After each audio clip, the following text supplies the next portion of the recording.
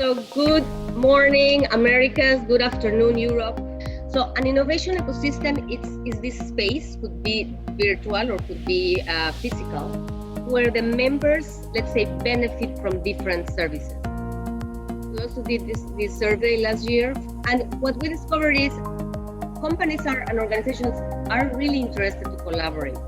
If you think of innovation, you need both. You need people very, very skilled in business, but on the other hand, you also need engineers and you also need technical experience. So it's like a yin yang, or how you call this, a balance between the business knowledge, the business understanding, and the technical knowledge to develop a new technology.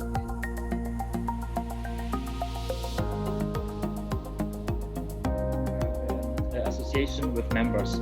So we have about 60 members by now. These members come also from different sectors. Some of them are even research institutions. Most of them are SMEs. And we would like to integrate as much of them as possible. And so we said we have one large project. It's our Lighthouse project. It's one of our most important projects, which actually try to put all these partners on board. What we do is we build a full-fledged production ecosystem. We produce one product here with the state-of-the-art Industry 4.0 technology.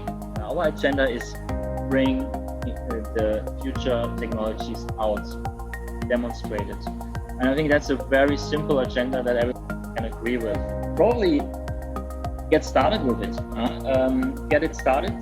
You need a team of committed people that want to test and try and go into this direction.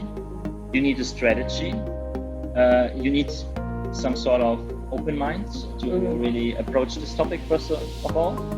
And I think, and then you need to explore it. And when you explore opportunities, don't do it by yourself, because the digital world is connected. I'll say to start the Gemba walk. So Gemba walk means go where the action takes place. And here we have a lot of action.